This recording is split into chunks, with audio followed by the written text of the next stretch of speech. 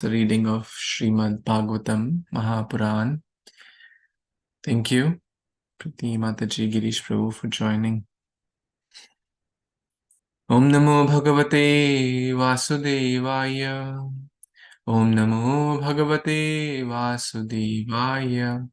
Narayanam Namaskrityam Naram Chaiva Narottamam Devim Saraswatim Vyasam Tato Jayam Mudirayet Nashtaprayeshu Abhadreshu Nityaṁ bhāgavata-sevayā Bhagavati Uttamashloke Bhaktir Bhavati Neshtaki Aradhyo Bhagavan Vrajeshutanayas Tadhama Vrindavanam Ramya Kachitupasana Vrajavadhu Vargena va kalpita Śrīmad-Bhāgavatam pramanamamalam prema pumartho maha Śrī Caitanya-Mahāprabhu matamidam tatradharana para Namo Vishnupadaya Krishna Pristhaya Bhutale Śrīmate Bhaktivedanta Swamin iti namine Namaste Saraswate Devi Gauravani Pracharine Nirvishesha Shunyavadi Paschat Deshatarine Jai Shri Krishna Chaitanya Prabhu Nityananda Shri Advaita Gadadhar Shivasadi Gaura Bhakta Vrinda Hare Krishna Krishna Krishna Hare Hare Hare Rama Rama Rama Hare Hare Naham Vipro na cha Narapatir Napi Vaishyo na Shudro Naham Varni na cha Griha Patir Naham Varni na cha Griha Patir No Vanasto Yatirva Kintu Prodhyam Nikhila Paramananda Purnamritabdher Gopir Bharatur Padakamalayur Dasadas Anudas. I'm not a Brahmana, I'm not a Kshatriya, I'm not a Vaishya or a Shudra, nor am I a Brahmachari, a householder, a Vanaprastha or a sannyasi.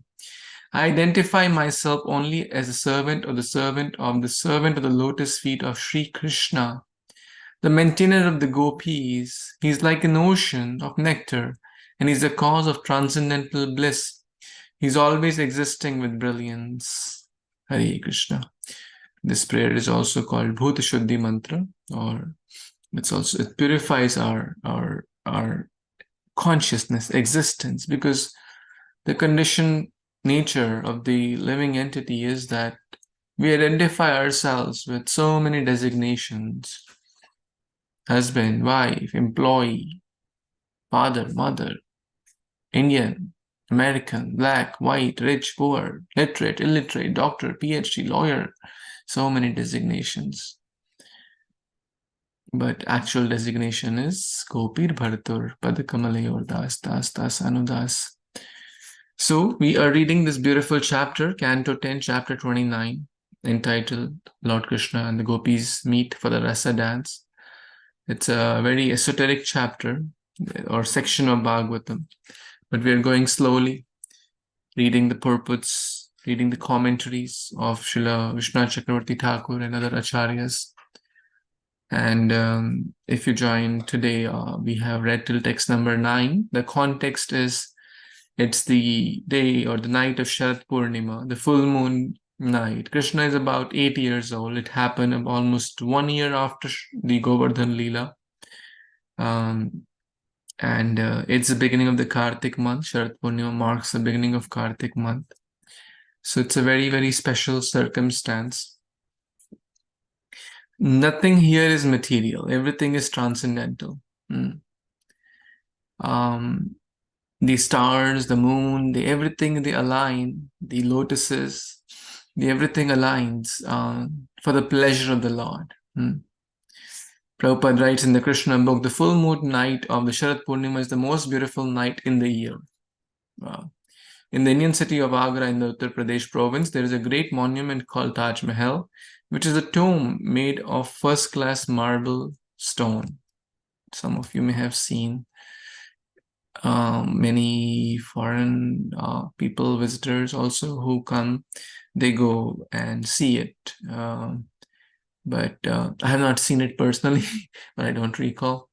Although I was not very far in my childhood there, but I never have seen it.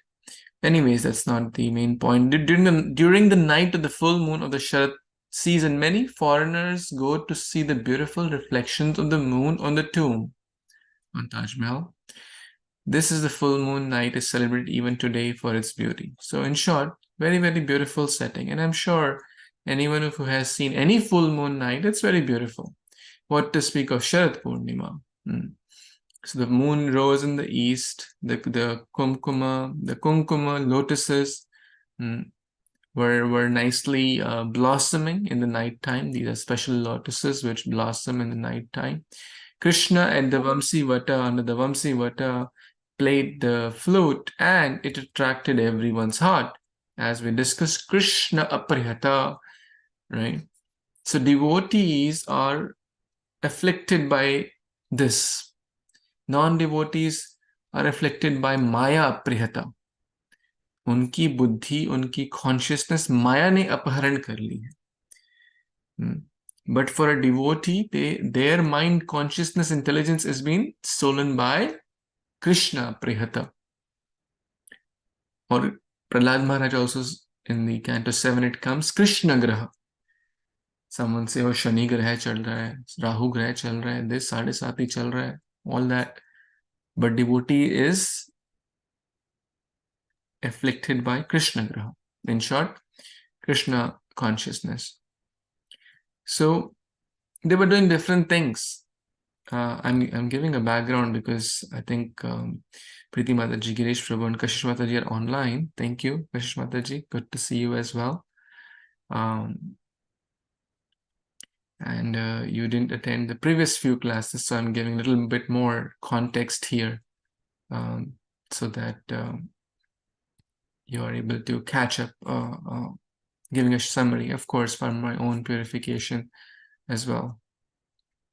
So they were doing different things. Someone feeding the baby, someone like dressing, someone putting makeup, someone like putting the milk on the fire, some were baking cakes in the oven, they were doing different household things.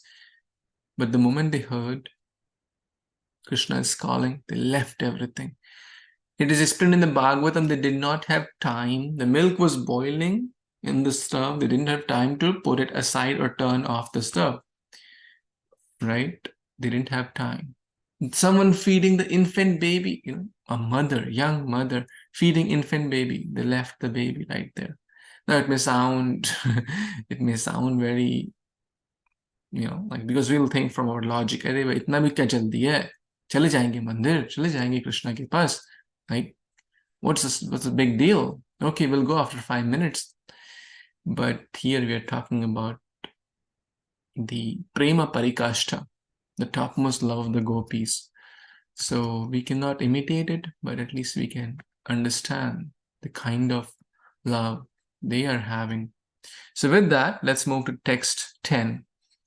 Do saha preshta viraha tivratapa dhuta subha dhyana praptachut ashlisha nivritya shina mangala tameva paramatmanam jara buddhyapi sangataha jahur gunamayam deham sadhya prakashina bandhana. Translation and purport by the disciples of His Divine Grace, A.C. Bhaktivedanta Swami Prabhupada, Srila Prabhupada ki jai.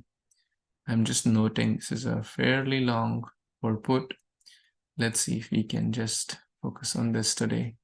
So I won't read the whole thing, and different devotees can read. And we'll go in steps so that we can not just read, but just churn and assimilate also what we are reading. But so here we go with the translation. Srila Prabhupada ki jai. For those gopis who could not see Kṛṣṇa, intolerable separation from their beloved caused an intense agony that burned away all the impious karma. By meditating upon him, they realized his embrace And the ecstasy they then felt,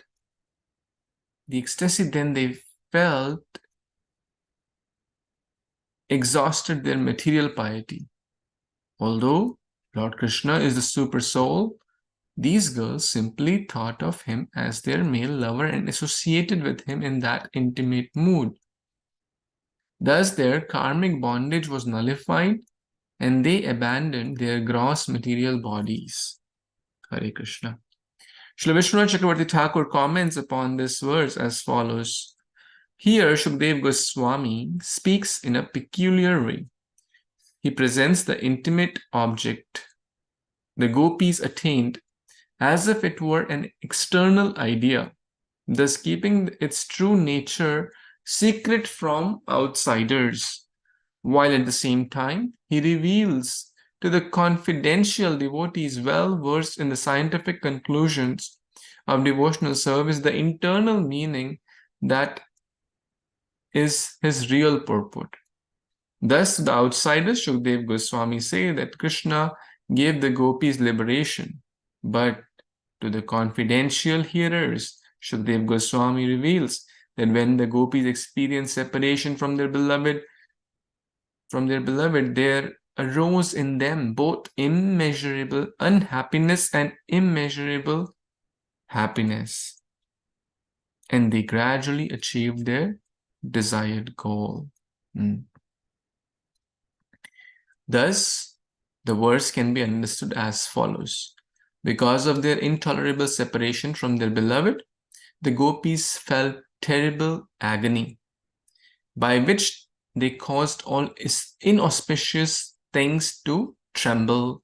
In other words, when people in general hear of the gopis' extreme agony and separation from their beloved, they abandon thousands of inauspicious things even as fearsome as subterranean fires of millions of universes, or the powerful poison swallowed by Lord Shiva. More specifically, those who hear of the gopis' love in separation give up their terrible false ego and, thinking themselves defeated, are shaken. When the gopis meditated on Lord Achyuta, he became manifest and personally came to them, and they experienced great joy by embracing his body, which was full of transcendental love for them. The gopis also experienced great joy by exhibiting personal characteristics and a sense of identification appropriate to such love.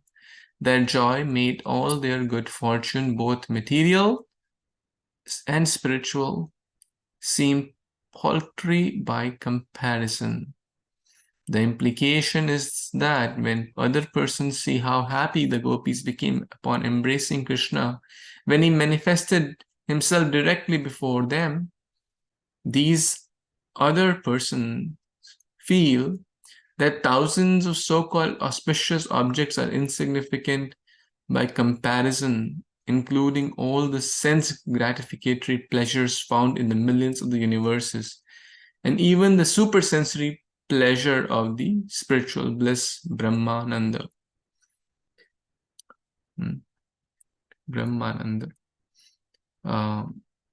Thus, hearing of the gopis' distress and the joy that arose, respectively, out of their separation from the Supreme Lord and their union with him, anyone can get rid of all the reactions of his past activities, both sinful and pious.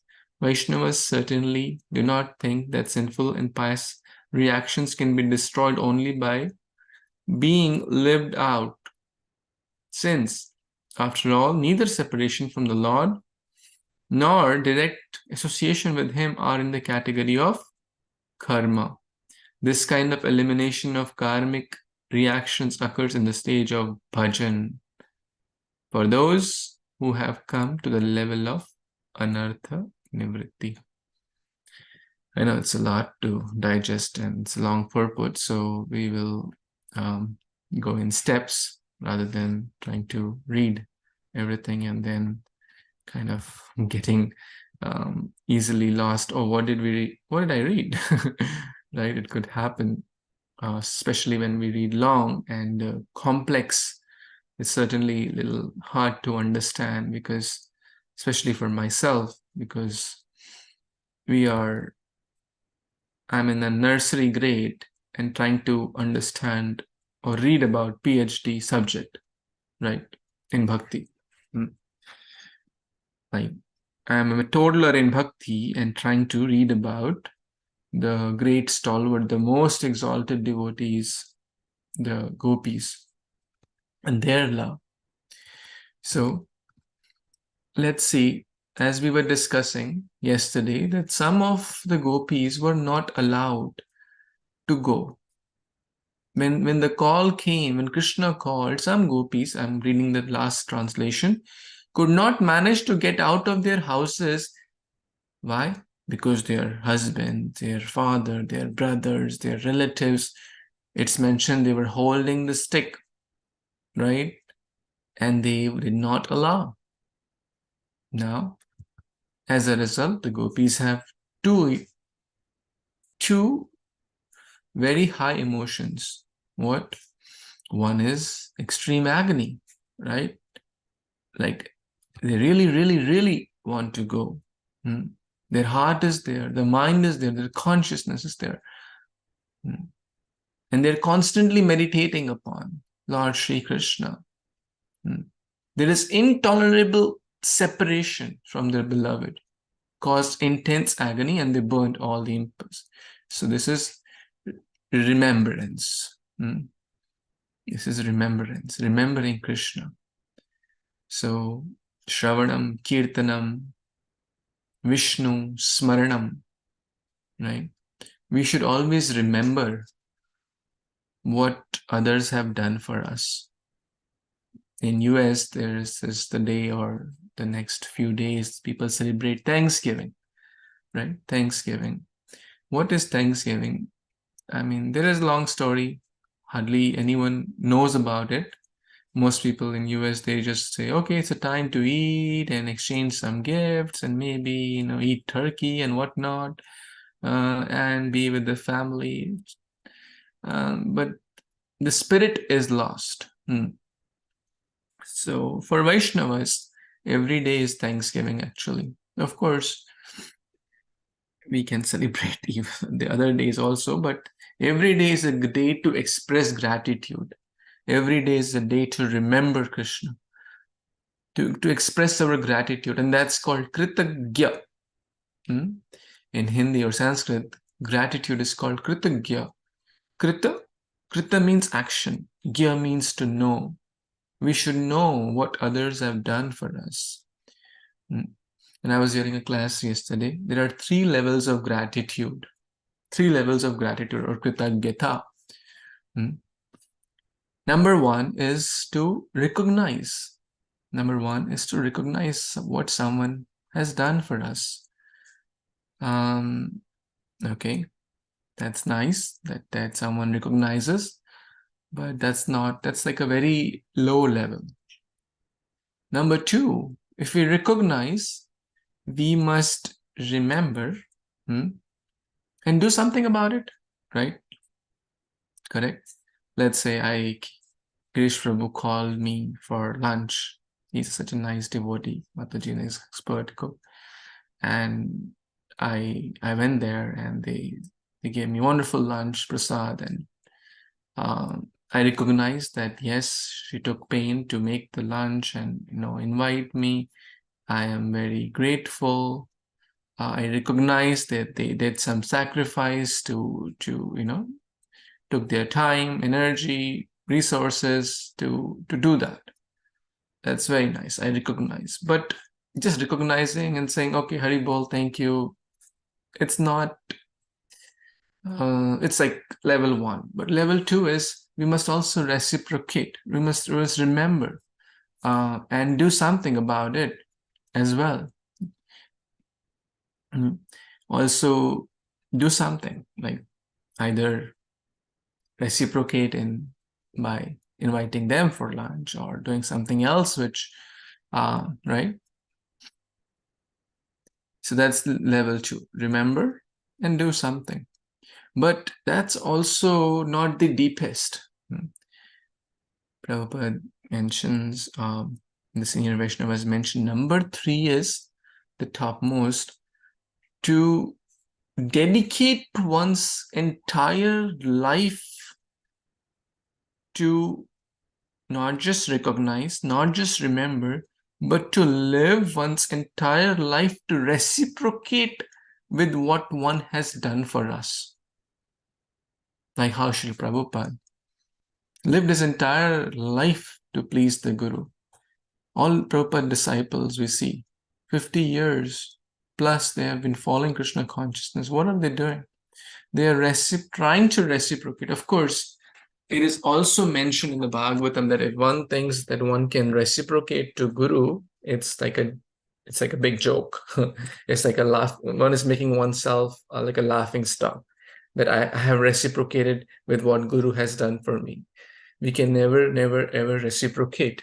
But still, one should try one's best.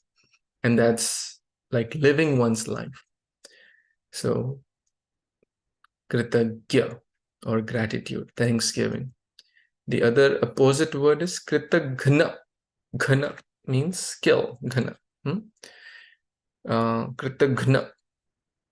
To kill one's actions. Oh, no. Let's say, like, how will I be ungrateful? Let's say in Girish Prabhu's example, I'm just taking. Oh, they invited me for lunch. Oh, they didn't do anything special. Mataji anyways was cooking, so maybe made 2 more chapatis. Not a big deal, right? So I'm undermining or minimizing or kritagna, rather than being grateful that they served me lunch. I'm minimizing. No, they didn't do anything special. They were anyways cooking some rice, dal, sabji. Maybe made 2 more rotis. What's the big deal? Takes 5 more minutes, right? I'm minimizing that or undermining one's effort. That is very wrong and not a Vaishnava behavior. So we should always be kritagya, not kritagna. So back to the gopis here. Their pain, their longing, their agony, their separation. So Shukdev Goswami and Vishnu Chakravarti Thakur are adding that externally they left their body because they were being checked. And for outsiders, they attain liberation. But what happened for insiders? Those who are confidential devotees of the Lord. We are where our mind is it not? We are where our mind is. So in the mind, they were strongly thinking of Kṛṣṇa, meditating upon Kṛṣṇa. And Kṛṣṇa came, and His Holiness Radhanath Maharaj was explaining, I was hearing a class, Kṛṣṇa was dancing and doing the Rasa Lila with them in the chambers of their heart. So beautiful. What does it mean? Due to whatever reason, if my devotee cannot come to me, I will come to my devotee. There are circumstances in everyone's life. For example, one wishes to go Govardhan Parikrama, but one may not have legs, or they may not be working properly, or one cannot even afford a ticket to go to Vrindavan, or one's visa doesn't allow. So many circumstances could be there, right? But one can remember that in one's heart, Kṛṣṇa will come. It is said that if someone did a lot of bhakti, and due to whatever reason, in the end, they are in coma, or they are in, some state where it's tough to remember, what will happen? 50 years, let's say they did bhakti and everything, and last stage they were having some medical issues and whatnot. What will happen? Will Kṛṣṇa forget them? No. Yadi kafvatadi doshena madbhakta chamam nasmarit aham smarami madbhakta nayami paramam gatim. In the Vara Purana, it's mentioned that due to whatever reason, kaphavat adi dosha, there are a lot of doshas, kaphavat, pitta, etc. That means due to some bodily discomfort or some health issues or physical issues, any issue, my devotee is not able to remember me. I am the source of knowledge, forgiveness. I will come in his heart. I will come to him and take him to the topmost destination. So that's what we see here. Kṛṣṇa came in their heart. They couldn't come for the Rasa Lila. Kṛṣṇa said, okay, I will come. All we need is sincere desire, sincere hankering, which the Gopis had, the sincere longing, the sincere desire. Therefore, that's what it's mentioned, they got immeasurable unhappiness and happiness, right? Because they were with Kṛṣṇa. So that's what we covered in the first few. And all the karmic reactions, good or bad, are also burned by the stage of the bhajan. So there are different stages, right? Shraddha, right? Sadhu Sangha. Shraddha is little faith. That's the stage one. Then little faith leads to Sadhu Sangha. We start taking association of devotees. Then what do we do in association of devotees? Watch cricket, World Cup, who won, who lost? No. Movies, Hollywood, Bollywood, cars, sports? No. Whole world is there to discuss about it. But Sadhu Sangha is for bhajan. Sadhu Sangha means we talk about bhakti more. Yes, we may talk about health, work and all, but it is all there to support bhakti or bhajan. So in Sadhu Sangha, our bhajan intensifies. We were talking about it yesterday also. I think Jitendra Prabhu was sharing his example and his realizations. So Sadhu Sangha, very, very critical. And bhajan intensifies. So after Sadhu Sangha comes bhajana kriya. And when we continue with bhajan, that means chanting, reading, hearing, Sadhu Sangha, gradually the deep chain of fruitive reactions or karmic karmani nirdhati kintu cha bhakti bhajam, the hard knot, the chain of fruitive karmic reaction is burnt in the stage of anartha nivritti. All the good and the bad, the pious and the impious. Now this is a little bit tricky to understand, and when many people have this question, okay, I understand mera paap khatam ho jaye, hai na? Mera paap khatam ho, right? My sinful actions should just reactions. I don't want. But here we are talking about all the reactions, good and bad. Can anyone share why? Why do we want the good reactions also? Why would we think that good reactions should also be burned? Any thoughts? Does the question make sense?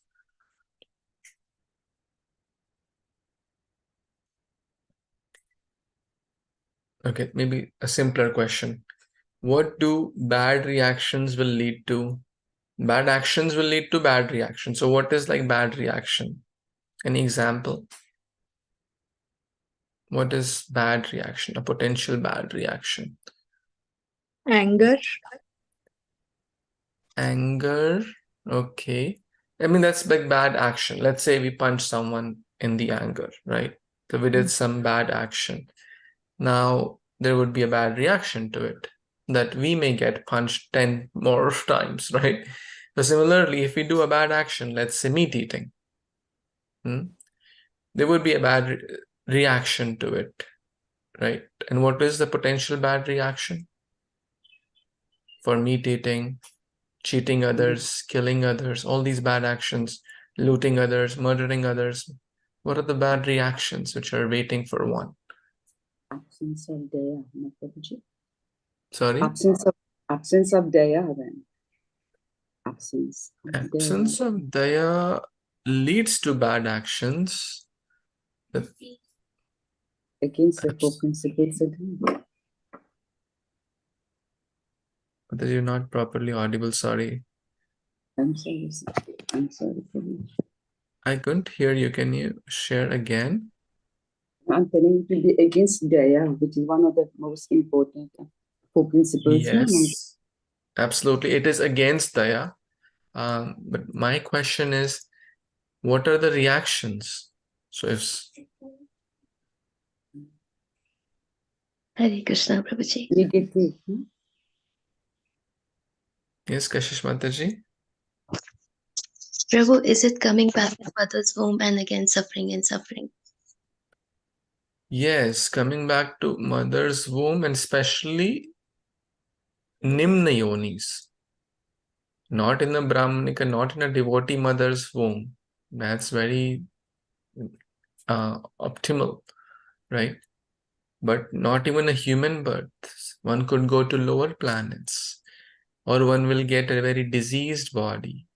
One will get animalistic body. Okay, Krishna will say, oh, I gave you human birth. You were busy eating meat. Okay, get the body of a tiger, right? Or a carnivorous, right? So it will lead to urdhvam gachanti sattvasta madhya tishtanti rajasa tamo gachanti adho gachanti tamasa. So lower hellish planets, the hellish punishments are waiting. Those are the bad reactions, right? Which we don't want. Therefore, we should not indulge in those things. Therefore, the regulative principles are there. So we don't indulge in. Now the question, what are the good reactions to good karma? Good karma is like not chanting, giving some charity, being, not harming others, giving charity, opening some maybe water tanks so people can drink water, distributing clothes. These are like our good karma, pious karma.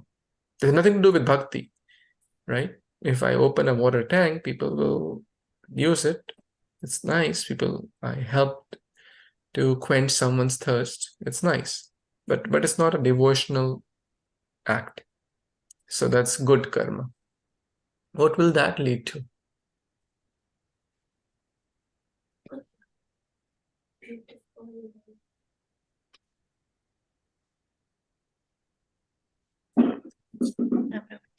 It will take us to better worlds like Swargaloka until we reap the fruit of that particular time. Yes, better destination. Better destination could be either in this world, like a wealthy family, beautiful body, or it could be in upper planets, like Mataji said, Swargaloka, Indraloka, Urdhvam Gachanti Sattvastha. And then we have to reap, as Mataji said, reap the fruits of that. But that's not the destination of devotee. Therefore, a devotee aspires that rather than trying to become Indra, I wish to become a servant in the house of a devotee. That's a destination. Therefore, the gopis are here mentioning elimination of all the karmic reactions. So we don't aspire to do just good actions. Good actions combined with bhakti lead to transcendental actions. For example, distributing food is good, but when we distribute prasad, it becomes an act of bhakti. Opening water tank is not a bad idea, right? Giving charity, is not wrong. But when we do it in a Krishna conscious way, it will not just lead us to good reactions, it will lead to transcendental reactions, a karma, or transcendental karma. Okay, so with that, let's read the next maybe one or two paragraphs if someone would like to read from here.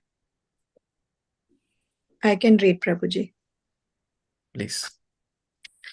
And thus the gopis thought of Krishna, the Paramatma or supreme worthy object of all love, as their paramour.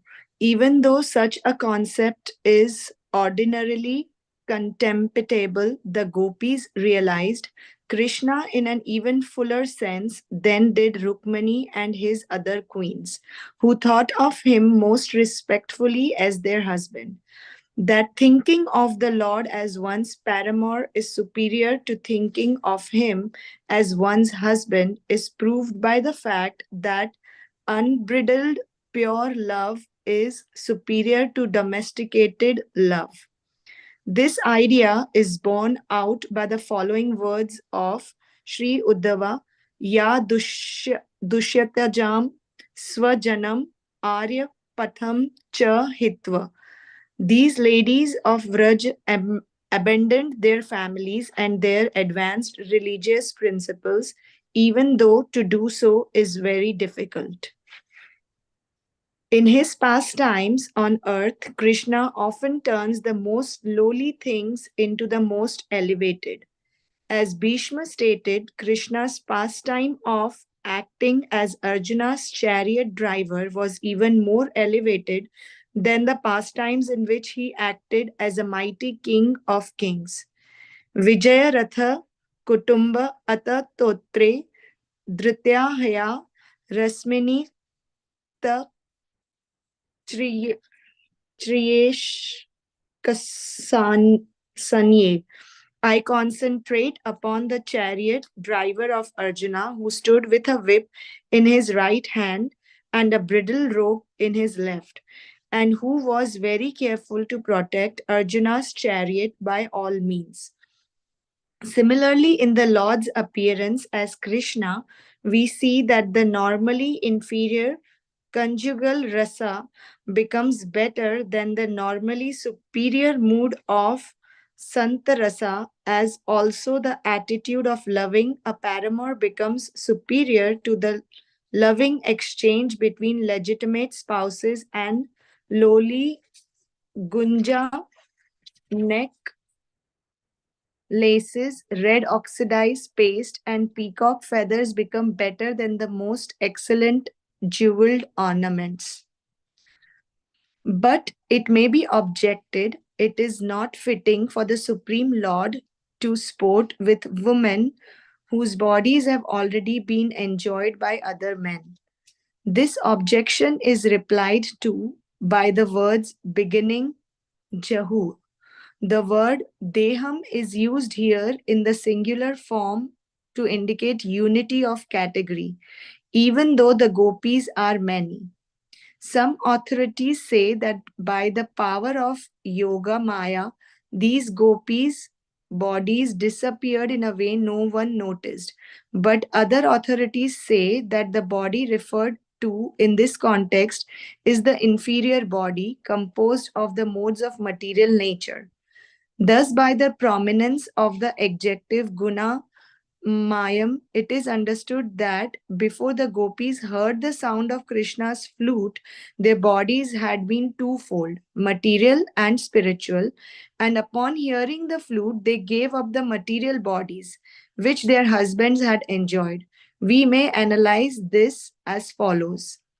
When devotees begin prosecuting devotional service in accordance with the instructions of a bona fide spiritual master, they engage their ears and other senses in pure devotion by hearing to the Lord, chanting his glories, remembering him, offering obeisances to him, giving him personal attendance, and so forth.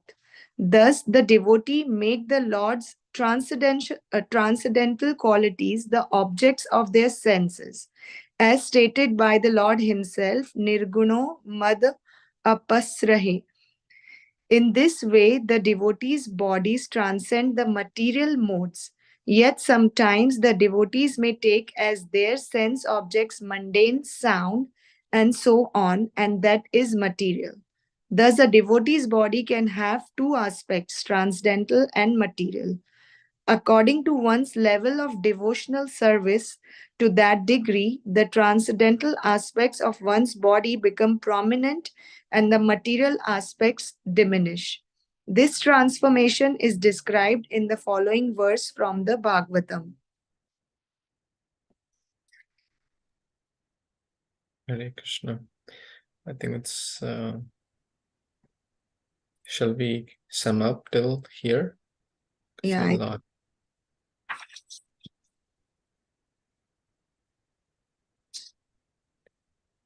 Any thoughts or comments you wanted to say, Mataji? what I understood, Prabhuji, is that we what they were talking on this page, that we might have two kinds of aspects, but like one materialistic and one transcendental. With the bhakti and association and all, we can change ourselves. That's what my understanding is. Very nice. The more we associate with, the more that will grow. If we associate more with matter, and when we associate with matter, or a set of materialistic people, materialistic mindset, materialistic objects, we are originally Satchidananda, originally transcendental, spiritual, pure soul. Bhagwan ki ansha. That Supreme Lord. We are the son of the Supreme Lord.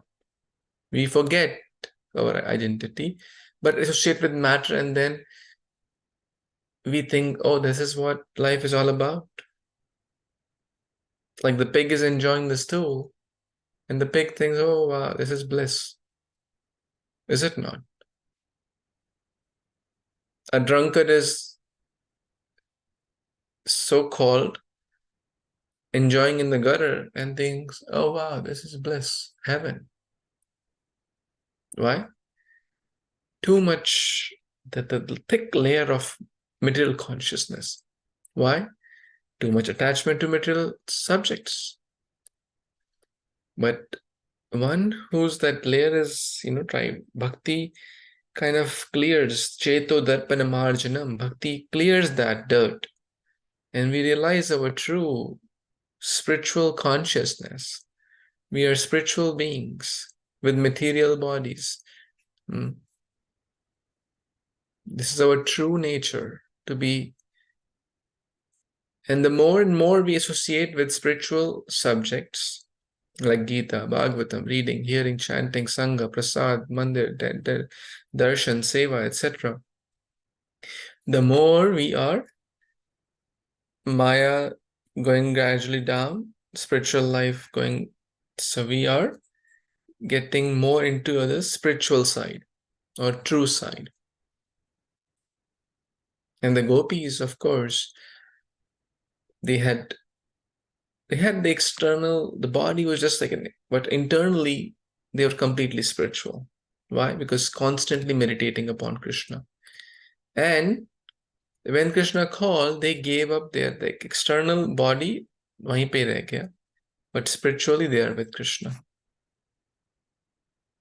This is their elevated state. Even the sannyasi's body is not burnt. You may be aware of this fact. The sannyasi's body in ISKCON or other places also, it's not burnt because it's mentioned, because they are so pure and they've done bhakti for decades and decades and decades. Ihayasya haridasya karmana manasagira nikhilastu api avastastu jivan mukta sauchyate. The story of Dhruv Maharaj, the story of Sant Tukaram, they didn't have to change their bodies when the call came, oh, Vaikuntha Airlines are here. You know that Dhruv Maharaj, Vaikuntha Airlines came to take him. Tukaram Maharaj, Lord Vishnu sent this plane. Same body, they went. What does that mean? That means their body also becomes spiritual. Therefore, their body is also preserved. And that sthan becomes a samadhi, where still their presence can be felt. When you go to Vrindavan, you see Prabhupada Samadhi or so many Acharya Samadhi is there. And generally, where is the graveyard? Like, a graveyard is considered auspicious or inauspicious, right? Not so auspicious, correct? Is it not?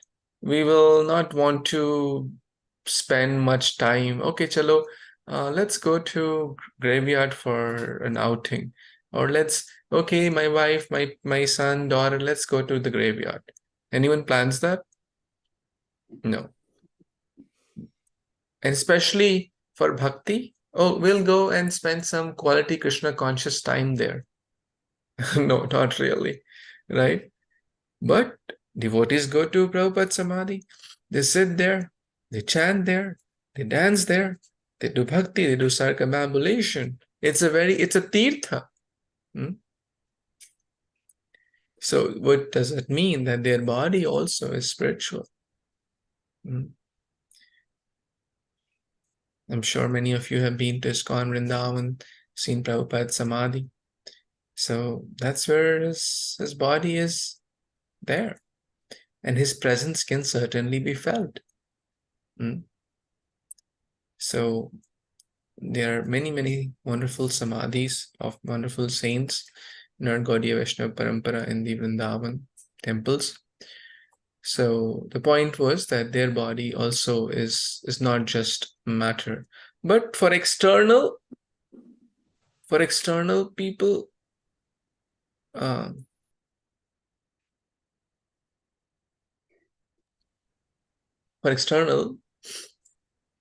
there is the body, the rules of the nature will apply, right? Just for the external eyes, right? For those who don't have that spiritual vision, the rules of the nature will still apply. Oh, and then they will think, oh, he's not something special. See, he also got a disease. He also got old, and see, he's dead. This is a non-devotee vision.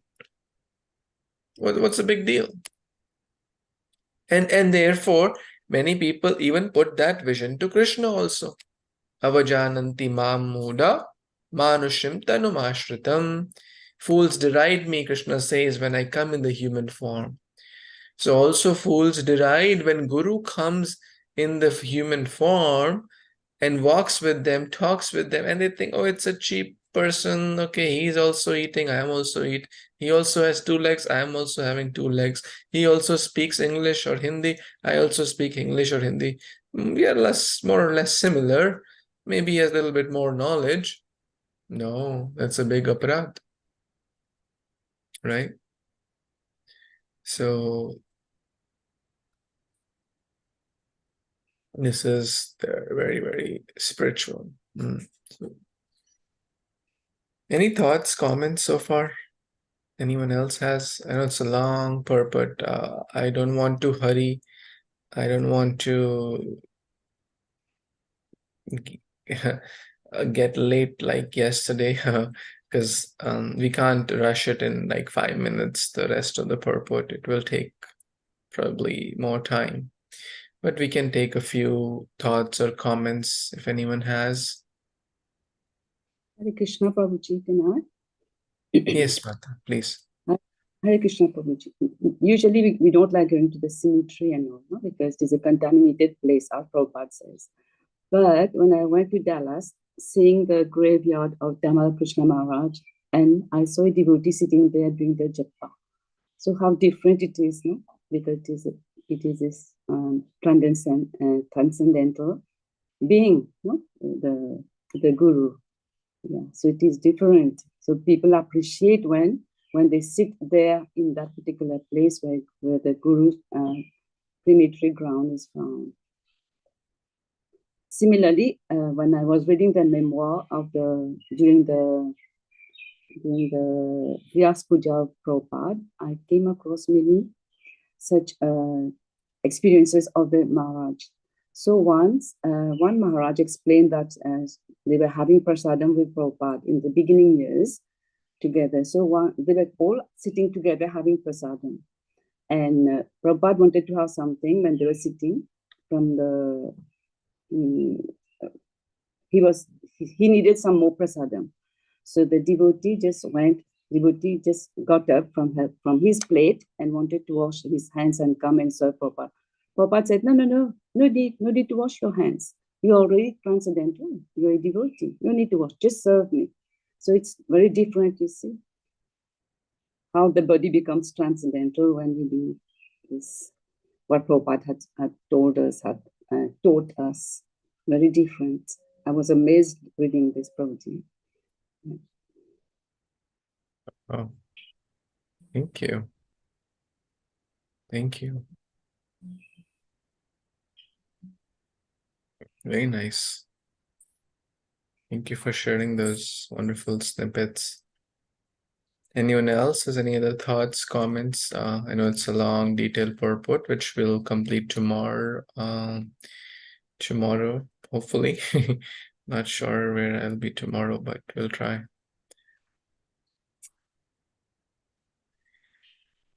Okay. So I know many of you will be coming to the Festival of Holy Name. For those who are in US, it's like a 4-day of break for some of you or many of you. So let's try to use this time, the extended holidays or a few extra days, to absorb more. And the beautiful Kartik month is still on for next few days. So, and Kṛṣṇa is giving us holiday. The purpose of holiday is to make it holy day. So Kartik month is on, vacation, a little bit extended weekend is on. Let's try to make the most of it by purifying ourselves and sharing with others to the best we can.